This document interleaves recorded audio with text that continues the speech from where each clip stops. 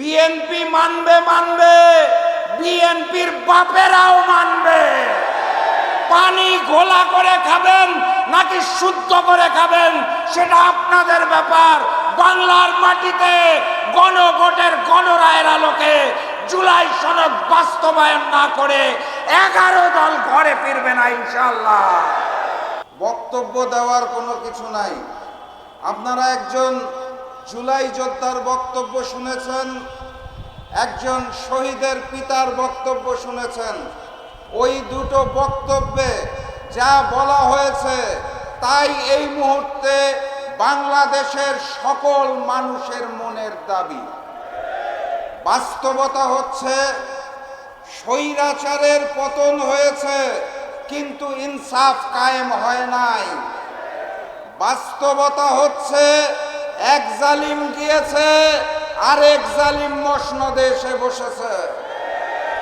কথাবার্তা পরিষ্কার, জুলাই যোদ্ধাদের প্রকৃত সম্মান দিতে হবে, শহীদ পরিবারদের প্রকৃত সম্মান দিতে হবে, গণহত্যাকারী ফ্যাসিস্ট শেখ হাসিনা এবং সন্ত্রাসী সংগঠন আওয়ামী লীগের বিচার করতে হবে এবং সব কথার শেষ কথা, শহীদি ঋণ শোধ করার জন্য গণভোটের গণরায়ের আলোকে জুলাই সনদ বাস্তবায়ন করতে হবে।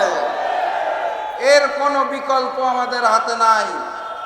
ক্ষমতার মসনদে এসে কেউ যদি মনে করে থাকে নতুন করে ওই হিন্দুস্তানের গোলামি করবে, নতুন করে জালিম হয়ে উঠবে, শহীদি রক্তের সাথে বেঈমানি করবে, তাহলে স্পষ্ট ভাষায় জানিয়ে দিতে চাই আপনাদের মসনদ টিকবে না। সংগ্রামী সাথী এবং বন্ধুগণ, ছোট গল্প বলে বক্তব্য শেষ।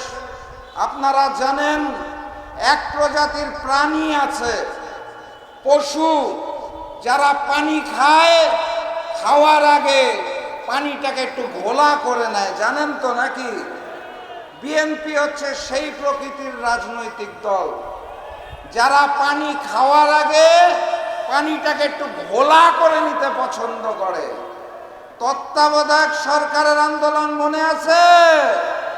বিএনপি নাকি মানে না, পানিটা ঘোলা করার পর ঠিকই পান করে।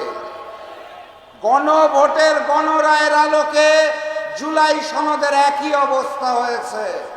বিএনপি মানবে মানবে, বিএনপির বাপেরাও মানবে। পানি ঘোলা করে খাবেন নাকি শুদ্ধ করে খাবেন সেটা আপনাদের ব্যাপার। বাংলার মাটিতে গণভোটের গণরায়ের আলোকে জুলাই সনদ বাস্তবায়ন না করে 11 দল ঘরে ফিরবে না ইনশাআল্লাহ। প্রস্তুত আছেন? বিপ্লব অনিবার্য। একটা স্লোগান দিয়ে শেষ করে দেই, তৈরি আছেন তো নাকি? ইনকিলাব ইনকিলাব, ইনকিলাব ইনকিলাব, দিল্লি না ঢাকা, গোলামি না আজাদি, নারায়ে তাকবীর। দেখা হবে বিপ্লবে, দেখা হবে বিজয়ে।